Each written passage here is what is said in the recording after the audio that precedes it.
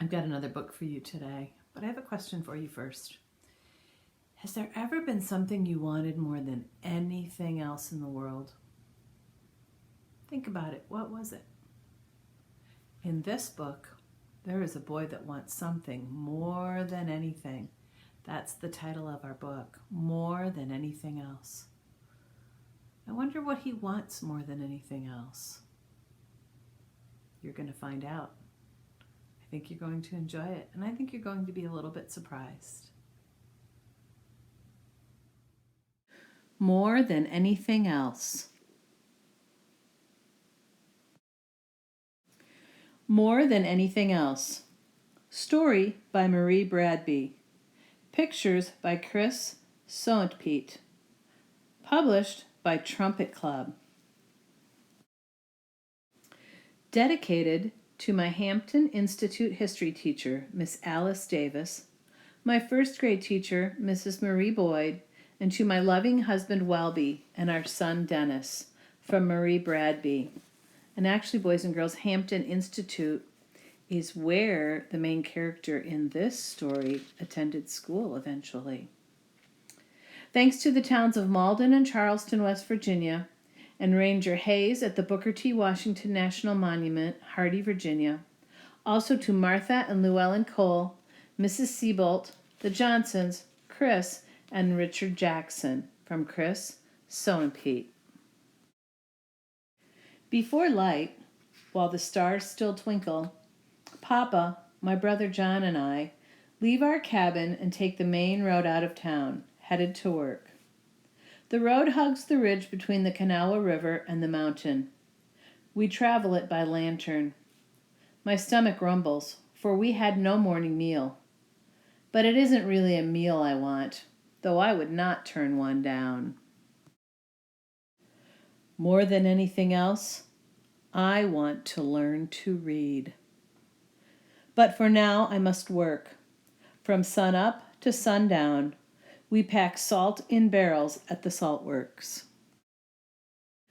A white mountain of salt rises above Papa's head. All day long we shovel it, but it refuses to grow smaller. We stop only to grab a bite. Sweet potatoes and corn cakes that Papa has brought along in his coat pocket. As I eat every crumb of my meal, I stare at the white mountain.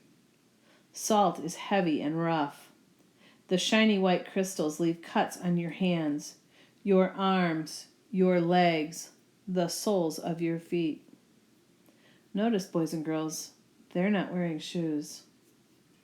Notice also that he's just a little boy, and he's working.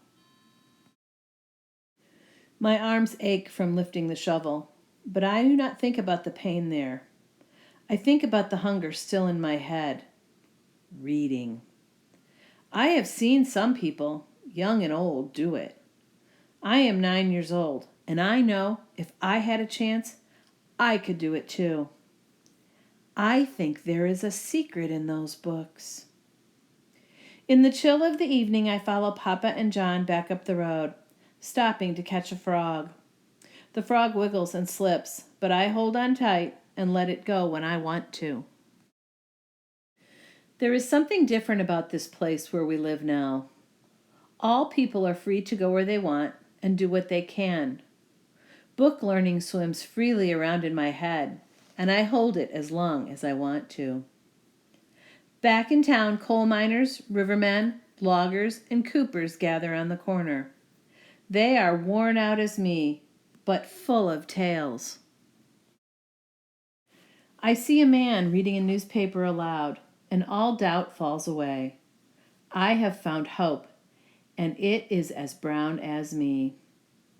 I see myself the man, and as I watch his eyes move across the paper, it is as if I know what the black marks mean, as if I am reading, as if everyone is listening to me, and I hold that thought in my hands. I will work until I am the best reader in the county. Children will crowd around me, and I will teach them to read. But Papa taps me on the shoulder. Come on. And John tugs at my shirt. They don't see what I see. They don't see what I can be. We hurry home. Mama, I have to learn to read, I say. She holds my hand and feels my hunger racing fast as my heart. It is a small book, a blue the color of midnight. She gives it to me one evening in the corner of our cabin, pulling it from under the clothes that she washes and irons to make a little money. She doesn't say where she got it. She can't read it herself. But she knows this is something called the alphabet. She thinks it is a singy kind of thing, a song on paper. After work, even though my shoulders still ache and my legs are stained with salt, I study my book. I stare at the marks and try to imagine their song. I draw the marks on the dirt floor and try to figure out what sounds they make, what story their picture tells. But sometimes I feel I am trying to jump without legs. And my thoughts get slippery, and I can't keep up with what I want to be, and how good I will feel when I learn this magic, and how people will look up to me. I can't catch the tune of what I see. I get a salt shoveling pain and feel my dreams are slipping away. I have got to find him, that newspaper man. I look everywhere. Finally, I find that brown face of hope. He tells me the song, the sounds the marks make. I jump up and down singing it.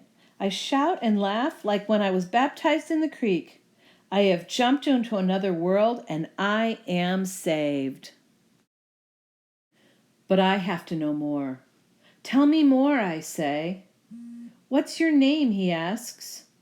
Booker, I say. And he takes the sound of my name and draws it on the ground. Booker.